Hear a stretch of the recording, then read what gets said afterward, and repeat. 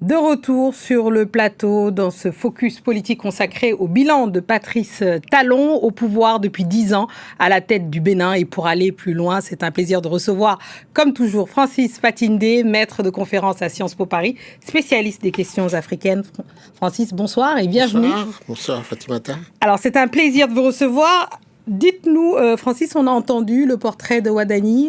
Peut-être un mot, est-ce que c'est une volonté de continuité ou de rupture, le choix de ce président Talon ? À l'évidence, c'est une volonté de continuité parce que c'est, selon les propos du président lui-même, c'est le meilleur élève de la classe. En tout cas, c'est celui qui a exécuté fidèlement ses instructions et c'est l'un des artisans, sinon la cheville ouvrière de l'embellie économique du Bénin. Donc c'est pour ça, grosso modo, que le président... En plus, il y a quand même un aspect rupture générationnelle, puisqu'il n'a que 49 ans, ouais. Et donc c'est comme une passation de témoin d'une génération à l'autre. Économiquement, une partie du succès de Talon lui revient. Parlons du bilan économique du président Talon, 10 ans à la tête du Bénin. Qu'est-ce qu'on peut dire sur ce bilan économique ? Alors, ce qui frappe quand on va au Bénin, moi j'étais au Bénin il y a quelques jours, c'est la qualité des infrastructures, les routes, les ponts, les parcs, les arbres qui sont plantés, les marchés, de nouveaux marchés dans toutes les villes du Bénin, le roi Dioniki qui vient d'avoir un palais, mais monstrueux, vraiment très très moderne. Ça, il y a indéniablement, même ses adversaires reconnaissent qu'en termes d'infrastructure, le Bénin est métamorphosé. Sur le plan social, c'est plus le bas. Où est-ce que le bas blesse d'ailleurs ? Ouais, je pense qu'au niveau, le président, pendant les 10 ans, n'a pas eu le temps de s'occuper du social, vraiment du social. Il s'y était engagé il y a 2-3 ans à faire, mais il y a eu du retard. L'autre volet aussi, où, me semble-t-il, il y a eu un peu de retard, c'est au niveau de l'éducation nationale. Donc, il n'a pas eu le temps de s'en occuper. Il s'est plutôt intéressé aux infrastructures, à la digitalisation du pays, c'est-à-dire n'importe quel Béninois où qu'il se trouve aujourd'hui peut faire ses papiers d'identité, faire ses papiers à partir de Paris, Washington, Tokyo. Francis, il y a quand même un détail important, si je puis dire, c'est le point de vue démocratique. Beaucoup soulignent le recul net des libertés publiques au Bénin. Qu'est-ce que vous pouvez nous en dire ? Mais c'est vrai qu'il y a des acteurs politiques, parfois de premier plan, qui sont en prison. Mais quand on pose la question aux officiels, ils disent que c'est pour des affaires liées à la déstabilisation de l'État. Donc, que ça n'a rien... ils ont beau être des politiques, les condamnations ne sont pas de nature politique. Mais c'est vrai que de ce côté-là, il y a peut-être quelque chose à revoir à ce niveau. Et c'est vrai également que, il part quand même. Parce que quand on voit d'autres pays africains, il y a des dinosaures qui restent. C'est pas difficile de rester. Il suffit de tripatouiller les élections, les constitutions, les tests électoraux avant et rester. Il a, contrairement à quasiment beaucoup de ses voisins, immédiat ou lointain, il a choisi de partir. Donc, c'est un bon point quand même en termes aussi de droits de l'homme.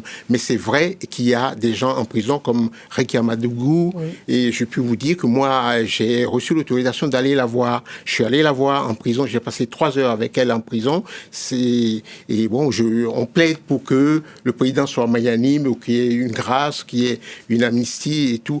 Elle est en prison, il y a le professeur Aïvor, il y a quelques autres aussi, et puis il y a aussi des Béninois qui sont en exil, oui. Soit volontaires, soit forcés. Ouais, voilà. Vous venez de le dire, Francis, quelque chose d'important. Il a décidé de partir, comme si c'était un fait du prince, oui. Finalement. Oui. Sur 8 pays francophones de la zone africaine, il n'y a que le Bénin, finalement, qui va respecter ça.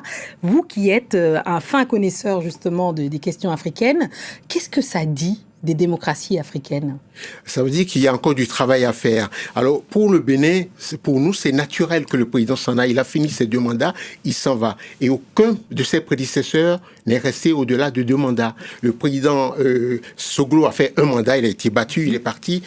Kérékou, en revenant, il a fait ses 2 mandats, il est parti. Le président Yahi Boni a fait 2 mandats, il est parti. Oui. Il est normal, et c'est pour les yeux des Béninois, il n'y avait pas de doute qu'il reste au pouvoir. Et c'est normal qu'il s'en aille. Mais Là où ça devient exceptionnel, c'est au regard de l'environnement africain, de l'environnement de l'Afrique de l'Ouest, où plusieurs présidents, certains âgés presque nonagénaires ou certains presque centenaires, s'agrippent au pouvoir. Oui. Et le Bénin fait exception de ce côté-là. Mais qu'est-ce que ça dit du reste du continent? Ça veut dire que chaque pays a son rythme, chaque pays a son histoire propre. Le Sénégal a la sienne et le Bénin a la sienne. Le Bénin, je vous dis, depuis la conférence nationale de février 1990, aucun président n'a fait plus de 2 mandats.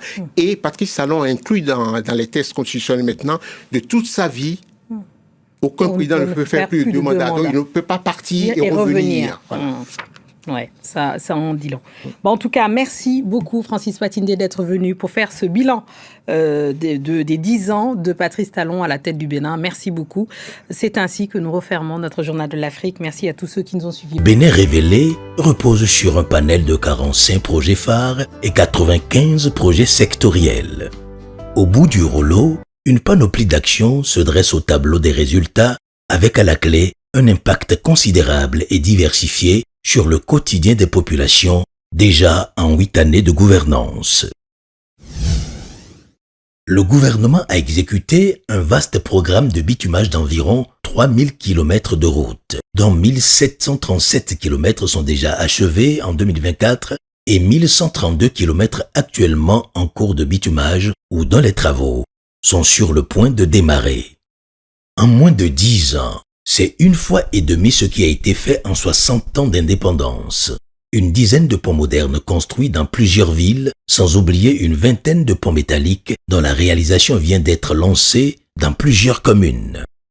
En ce qui concerne la voirie urbaine, grâce à l'emblématique projet Asphaltage qui a impacté 9 villes, environ 300 km supplémentaires de voies sont aménagés et drainés. En termes de collecteurs, le Bénin sous Patrice Talon est passé de 19,6 km à 65,5 km, soit 50 km de plus.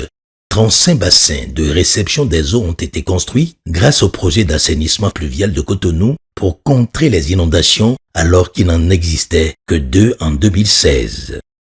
À Ouedo, dans la commune d'Abomey-Calavi, comme à Parakou, Porto Novo, à Lada, Ouida, la construction de 10 000 logements modernes est en cours. Aujourd'hui, le Bénin peut s'enorgueillir de compter plusieurs marchés urbains et régionaux modernes grâce au projet qui impacte 19 communes. La plupart de ces espaces marchands ont été déjà mis en service dans les grandes villes, avec le confort, la salubrité et les commodités nécessaires. Il faut ajouter que la galerie marchande de Kourounou est en cours de finition, de même que le marché de gros à Abomey-Calavi. Un épineux problème des Béninois avant l'avènement de Patrice Talon, la disponibilité de l'énergie électrique. Mais de 2016 à 2023, le Bénin est passé de 0 MW à 182 MW de production propre. Ceci s'explique par la construction de la centrale électrique thermique de Maria Gleta pour 127 MW, la réparation de 3 petites centrales à l'arrêt en 2016 pour 30 MW et la construction de la centrale solaire de 25 MW à Pobet dont la capacité est en train d'être portée à 115 MW. En ce qui concerne la ressource en eau, le taux de couverture nationale s'établit aujourd'hui à 80%. Et rien qu'entre 2021 et 2023, près de 800 villages ont été équipés de systèmes d'adduction d'eau potable multivillages, soit plus du double de ce qui existait. Des habitants des zones qui n'ont jamais eu d'eau potable et celles qui n'en recevaient plus, où ce liquide de vie est devenu une denrée rare, sont les plus impactés par ces actions. Le gouvernement lance en 2019 le fleuron de l'industrialisation du Bénin avec la création de la zone industrielle de Glodjibé en tant que première zone économique spéciale. Le coût global des investissements prévus est de 128,6 milliards de francs CFA avec une première phase entièrement bouclée. Les industries opérant dans la transformation du coton et l'habillement, le conditionnement, la transformation du soja et du cajou y sont déjà implantées, employant plusieurs jeunes béninois. De la GDZ sont déjà sortis des vêtements made in Bénin, fabriqués et exportés sur le marché international, même pour le compte de grandes marques bien réputées. Comme dit le professeur Olo, Si ton ennemi fait bien, tu dis il fait bien. Si de Cotonou, j'ai fait coteau pavé, lui il a mis du goudron, j'ai dit c'est bien mon petit.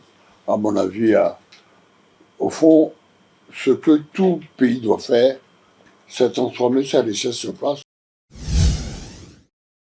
Le numérique est resté au cœur de toutes les actions du gouvernement depuis 2016. En moins de 8 ans, plus de 2500 km de fibres optiques en dorsale nationale et dans les agglomérations ont été déployés pour une nette amélioration de la fourniture d'Internet. Le gouvernement réalise un exploit impensable il y a quelques années. Le déploiement du réseau mobile 4G avec des infrastructures de dernière génération et une présence dans les 12 départements et les 77 communes du Bénin, ce qui facilite le boom des e-services entre-temps marginaux. Depuis 2016, et grâce aux investissements, un grand vent de dématérialisation souffle. Les services de base comme le paiement de factures d'eau et d'électricité sont désormais possibles en ligne, de même que la confection des pièces d'état civil, le passeport, le e-visa et bien d'autres. Les télécommunications publiques reprennent vie avec la SBIN, la branche mobile lancée sous la marque Celtis. Des points de présence de la fibre optique ont été mis en place dans 59 communes. La pénétration large bande mobile 3G et 4G d'un taux de 19% en 2015 est passée à 56,47% en 2023. La télévision numérique terrestre prend totalement corps avec une réforme profonde de l'audiovisuel. Le président Patrice Talon a accordé une attention particulière au secteur de la santé. Plus de grèves, d'absentéisme ou de fraude dans les hôpitaux publics.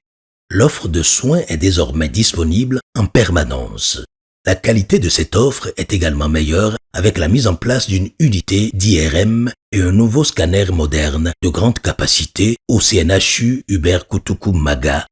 Le gouvernement a équipé le CHUD Borgou de Parakou d'un scanner moderne de grande capacité. Une commande d'un scanner de même qualité vient d'être lancée pour le CHUD Ouémé et Zou. Le secteur de la santé a bénéficié d'un recrutement massif et inédit en 8 ans. 2753 professionnels de la santé, dont 471 médecins, 984 infirmiers et 445 sages-femmes, recrutés et déployés. Plusieurs hôpitaux à Ouida, Lokossa, Malonville, Djougou et Abomey ont été équipés en appareils de radiographie. Le gouvernement a acquis aussi plus de 500 échographes multifonctions répartis dans près de 1000 hôpitaux et centres de santé.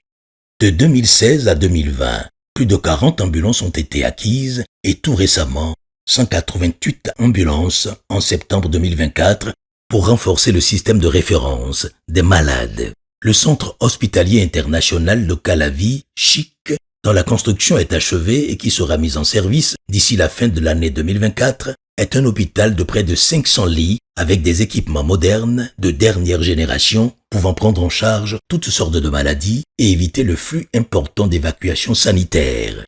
De grands chantiers de réhabilitation qui prennent en compte les CHD, tous les hôpitaux de zone et près de 700 centres de santé ont démarré et se poursuivent avec célérité.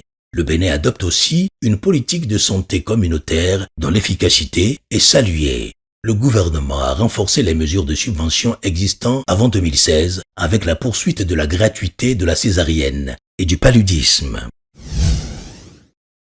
À l'école, de grandes infrastructures complètent les réformes visant l'amélioration de la gouvernance du sous-secteur de l'éducation, dont l'encadrement du droit de grève. Le gouvernement a construit et équipé 8000 salles de classe, puis réhabilité 3000 autres à la maternelle et au primaire. De l'inédit dans l'amélioration scolaire. Environ 1 300 000 écoliers ont un repas chaud dans plus de 80% des écoles primaires publiques du premier au dernier jour de l'année scolaire. La place aux enchères de la cité musée de Ouida a été aménagée pour faire de Ouida la destination phare du tourisme mémoriel en Afrique. Le mémorial de Zumbodi et la porte du non-retour ont été restaurés. La maison de la mémoire de l'esclavage a été construite sur le site du fort portugais. Les travaux de la station balnéaire d'exception à Avelquete, le complexe touristique Marina, près de la porte du non-retour, sont déjà en cours.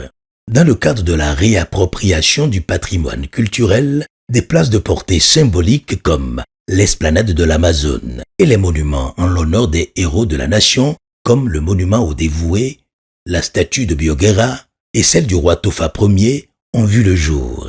Le chef de l'État a forcé l'admiration des Béninois et de toute la population de la planète avec le retour des 26 biens culturels spoliés.